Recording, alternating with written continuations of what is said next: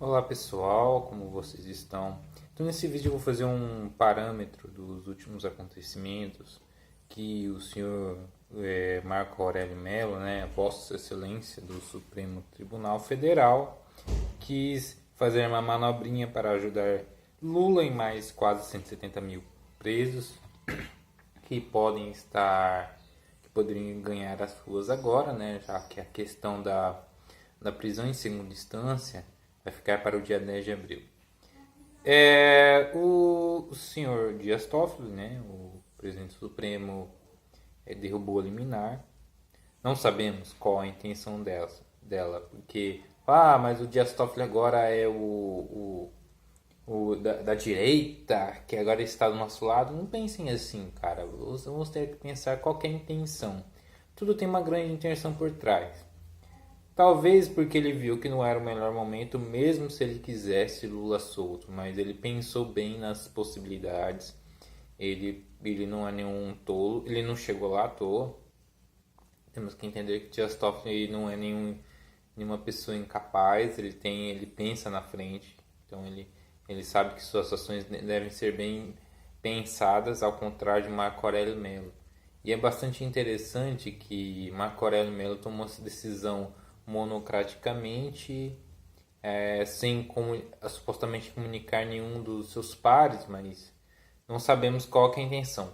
Pode ser que foi feito um balão de ensaio para testar se a população ia aceitar engolir tipo de coisa, para ver se a população ainda estava naquela vibe da política ainda, se estava acordada. Então é muito interessante que eles viram, a mídia viu que a população não engoliu esse tipo de coisa, não. A população não aceitou.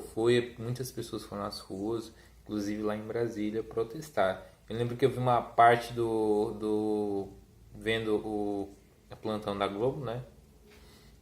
Vaias, gritos, as pessoas estavam bastante indignadas, muitas pessoas mostraram sua indignação. Algumas supostamente mostraram, né? Igual o senhor Felipe Neto, garoto espertinho, que pra mim aquele foi só bravata.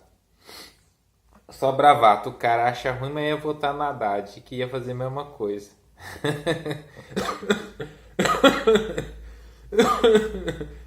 Ai, velho. Então é bastante engraçado isso, né? Mas é assim, né? Pela questão da narrativa, em atacar o inimigo maior, a pessoa se alia àquele que ele supostamente não gosta, né? O Felipe Neto diz que não gosta do PT, mas votou na Haddad porque ele não queria o Bolsonaro. O Henrique Cagalho queria. Opa, Bugalho, né? E criticou o Felipe Neto no passado, agora falou que ele mudou, que ele melhorou, que agora que o PC Siqueira diz que a gente tem que atacar as pessoas certas. Então, esse tipo de coisa é bastante curiosa, né? Então, provavelmente, Dias Toffoli de uma questão de estratégia, sabendo que qual que eram as consequências de 170 mil vagabundos, porque não são pessoas santinas, cara. E qual que é as consequências? Mas poderia ser preso de menor periculosidade. Tá. Você acha que uma pessoa que faz uma coisa errada, uma coisa muito, muito errada, que ela vai para a cadeia, ela é condenada em segunda instância. Não estamos colocando que crime que ela fez. Ela vai estar chateada, não está? Ela não quer ganhar liberdade. Você acha que é legal ficar preso numa jaula, fazendo suas necessidades no buraco, com várias pessoas ao seu redor, sem acesso à internet, a celular, a sair para tomar uma breja, paquerar as moças, se for um rapaz, então ele não seja, ele fica assim, realizar tais atos, não tem acesso a muitas coisas que supostamente nós temos quando estamos em liberdade, não é? Muitos de nós seguimos as leis, alguns transgridem a lei, só que não são pegos, tá? Então essas pessoas, muitas delas foram denunciadas por alguém. Por exemplo, um cara que, sei lá, estava se separando da esposa. Aí ele era um cara muito ciumento e deu uns tapas na cara da esposa. A esposa denunciou ele. e ele foi preso. Ou, sei lá, tentou matar ela, alguma coisa assim. Fez lesão corporal, alguma coisa assim. Ou ele ameaçou de morte, ele cometeu um crime, tipo, bater em alguém, não sei. Lesão corporal, tá. Ele está pé da vida lá dentro da jaula, foi condenado em primeira e segunda instância.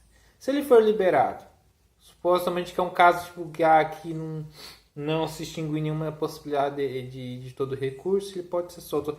Nesse imbróglio jurídico que o Marco Aurélio quis colocar ontem. Tá, vamos analisar.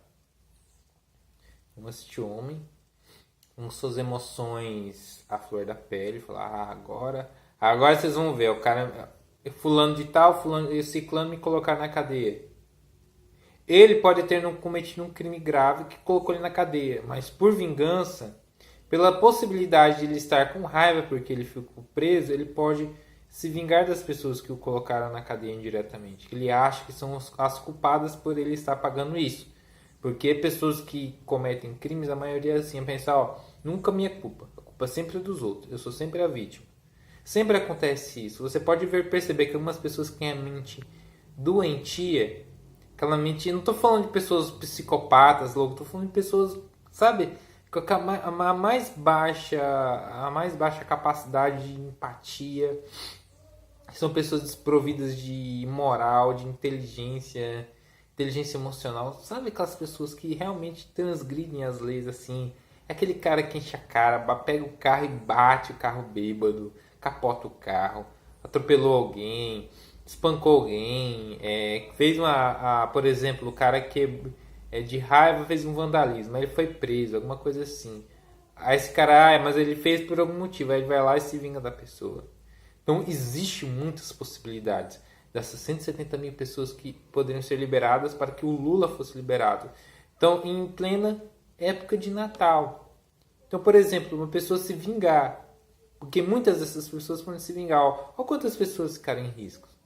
Quantas vidas poderiam ser colocadas em risco.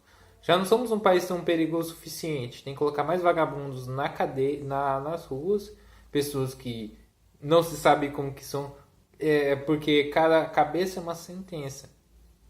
E é muito complicado, para liberar uma única figura ilustre. Porque, mas não era só o Lula, ele pensou no conjunto da superlotação e tal. Mas a gente for colocar esse contexto, a gente vai ficar, horas e horas. Por que se prende tanto no Brasil? Nós temos a não sei qual população carcerária do mundo, mas poxa vida. Se pessoas estão transgredindo as leis, elas têm que ser punidas.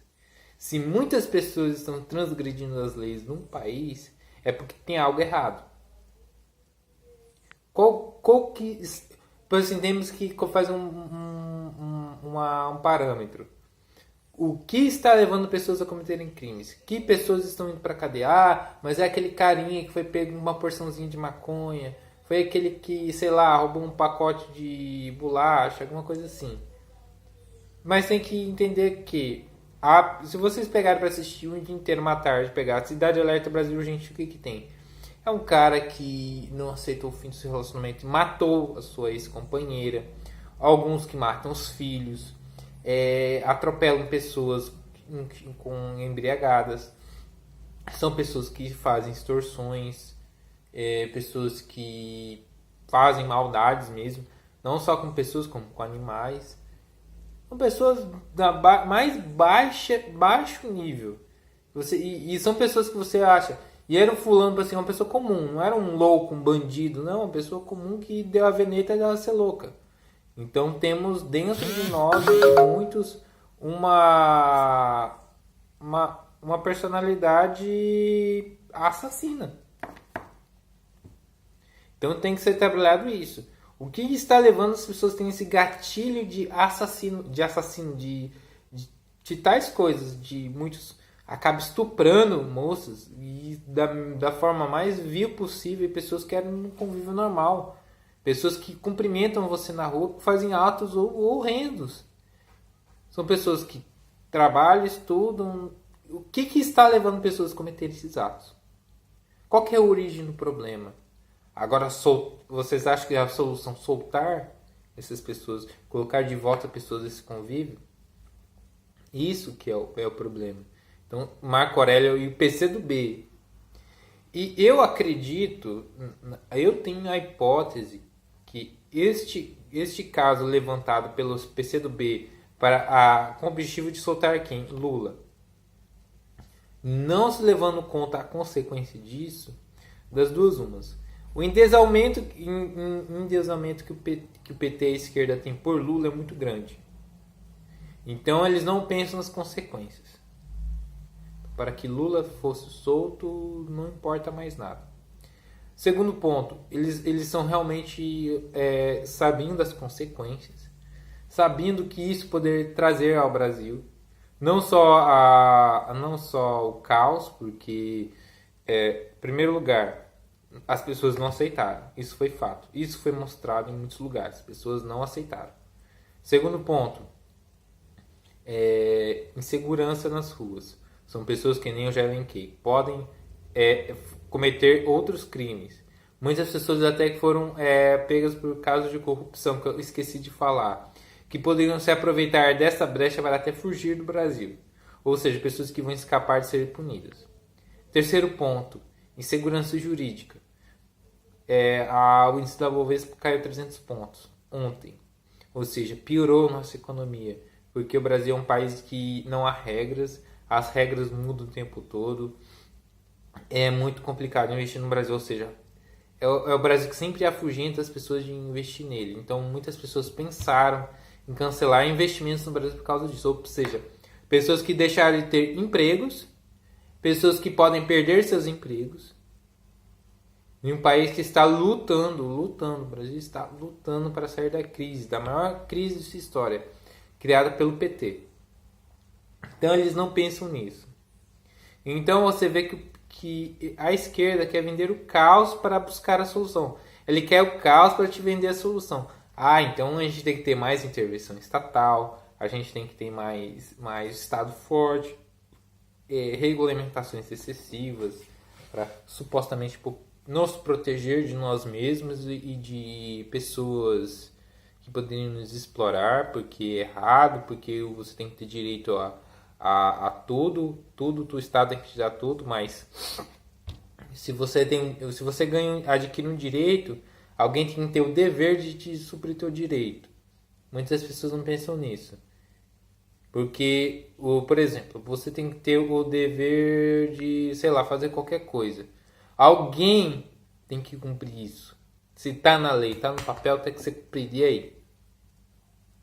Todo mundo tem direito à saúde pública. Então, tem o SUS. Todo mundo tem direito à educação. Tem escola pública, tem que ter isso. Então, você tem que garantir isso à população, tá? E aí? Aí você coloca mas todo mundo vai ter que ter direito agora a ganhar uma mensalidade de R$1.000 por mês, todo mundo, sem fazer nada. Aí beleza. Mas vai sair isso da onde? De nós mesmos. Aí cria-se inflação, cria-se muitos problemas, muitas pessoas vão aproveitar dessa situação para não trabalhar, ficarem ganhando esse dinheiro.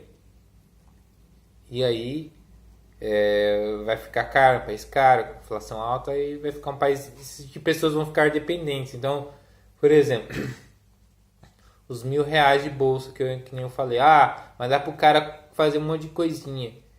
Aí quando vai ver como vai desvalorizar, os R$1.000 já não vai dar para nem comprar um cafezinho. Ou seja, a pessoa só vai ter direito a um cafezinho se ela não tiver nenhum emprego. Aí que começa o jogo perigoso da coisa. Então uma coisa vai puxando a outra, uma coisa vai puxando a outra, uma coisa vai puxando a outra. Então é um país que as empresas têm medo de investir no Brasil. As empresas ficam com medo, porra. Pode entrar um comunista e estatizar tudo. Não acho que isso pode acontecer na China, não? A China, se a China, por exemplo, entrar em guerra, vai lá aquelas fábricas tudo virar fábrica de arma, de tanque, de artilharia. Não é nossa agora. É nossa.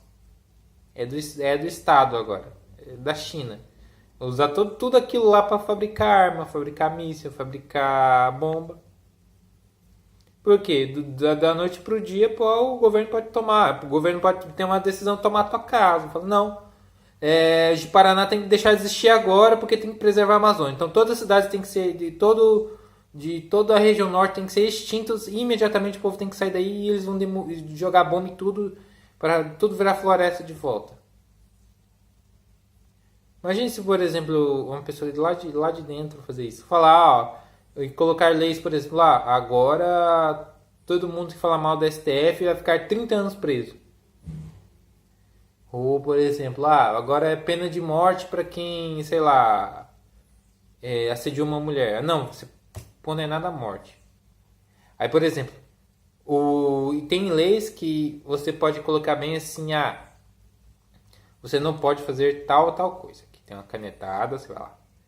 Aí a pessoa, a interpretação, mas dependendo do que a outra pessoa fez, o que pode ser designado aquele crime. Fica uma coisa muito relativa. Você não fica uma coisa assim. Você não pode maltratar animais. Não pode. Aí você, sei lá, deu uma chinelada no seu cachorro que saiu, escapou, foi pra rua. Aí você achou ele, aí você deu uma chinelada, alguém viu, filmou, você foi preso. Maus trata os animais. Mas eu dei uma chinelada. Não. Mas na minha interpretação da lei, diz que, ao meu entender, as minhas convicções, você está cometendo maus tratos, então você está condenado. Então esse tipo de coisa causa um receio das empresas investir no Brasil. Por exemplo, se você não seguir tal coisa, você vai levar uma multa, nós vamos te encher de regulamentações e assim, decidir você tá fora. Tem uma empresa que ia colocar uma fábrica no Brasil. A Asia Motors, ela fazia aquelas vanzinhas de cachorro quente. Essa empresa, ela faliu. Mas ela faliu, ela é coreana, né? Ela faliu com a pedra fundamental já colocada numa fábrica brasileira. Porque eram veículos que faziam sucesso. Eram aquelas vans escolares que competiam com a Kombi. Aí, só que essa empresa ela acabou sendo adquirida pela Kia. Então a Asia Motors ela tinha uma dívida com o Estado, porque algum Estado deu incentivo para que ela se instalasse ali. Então assim, esse Estado quis cobrar indenização. Não, a gente te deu um subsídio e você não vai pôr mais em a fábrica. Então nós vamos cobrar essa dívida, né? Porque tem um terreno, foi cedido e tal. Eu acho que o caso foi esse. Como a Ásia foi adquirida pela Kia, a Kia tem essa dívida com o Brasil, com esse estado. Então, por exemplo, enquanto ela não resolver isso, ela não pode colocar fábrica de carros da Kia no Brasil. Não pode. Ela está impedida de colocar fábricas no Brasil. Todos os veículos são importados. Agora vem do México e da Coreia, mas não pode. Porque ela adquiriu a Kia que já tinha essa pendência. Então, deu... E isso está no STF também. Por exemplo, outro imbróglio que a gente pode citar, o palácio lá, o Palácio da Guanabara, que foi tomado, acho que foi o Palácio da Guanabara, que foi tomado na época da Proclamação da República, o golpe de 1889, o governo brasileiro, a República, tomou aquilo lá da família imperial. As pessoas que são os descendentes do Império, né, da Princesa Isabel e tal, entraram com uma ação na justiça para reaver este imóvel, que virou sede do governo do Rio de Janeiro, se não me engano. Tá no STF, eles perderam a causa. Mas ficou 100 anos, mais de 100 anos isso aí. Outro imbróglio que poderia custar até a Oi. A Oi poderia acabar. A Oi poderia entrar em falência. E ia ser muito curioso a situação. Que a Oi, ela atuava em uma parte do Brasil. Atuava em muitos estados do norte, alguns estados do norte, nordeste e sudeste. Aí o centro-oeste, o sul e alguma parte do norte era a área da Brasil Telecom. Ela comprou a Brasil Telecom. A Brasil Telecom tinha dívidas com a Anatel, com não sei o que. A Oi comprou e as dívidas foram para a Oi. E a Oi acumulou mais dívidas e ela teve que pedir recuperação judicial. Outra coisa interessante aqui que aconteceu. A Ricardo Eletro comprou uma empresa lá no Nordeste e comprou a Citilar. Ela viu que a Citilar, as empresas que viraram Ricardo Eletro, que era a Citilar, estavam dando prejuízo. Ela fechou. Ela fechou. Tipo, se você compra uma empresa e você tem que fechar unidades dela, que iam te dar prejuízo. Porque concorrência é foda. Deixa eu ver outra situação aqui. São várias situações. Então, é muito complicado investir no Brasil. O país é um país muito... Cara, que as coisas são tensas. Tinha aqui tem uma rede de supermercados aqui no meu estado que tinha uma unidade aqui perto de casa. A rede do Grupo Gonçalves. Tem o Gonçalves e Irmãos Gonçalves. Eles tinham uma unidade deficitária aqui de Paraná, que era um atacarejo. Eles reformaram, colocaram como supermercado mesmo. Tinha até negócio de aplicativo, clube de compras e tal, para você ter desconto. Não deu certo. Faliu. Faliu em 8 meses. Em 8 meses depois da reestruturação acabou. Acabou o mercado. Pensa no investimento perdido. De contratação de funcionários, reforma, mercadoria, impostos para não dar certo. Então isso afugenta muita gente, porque porra, de repente o teu modelo que tu quer colocar não vai para frente. E aí, o que você faz? Então é um país que é difícil, cara. É difícil e as pessoas não entendem o quanto é difícil fazer as coisas no Brasil. É um país cheio de regras e são regras que não são tão claras. São regras que podem mudar a todo momento. E você se sente inseguro. Então mudar isso não vai ser tarefa fácil. Mas temos que fazer alguma coisa. E por esse vídeo é isso.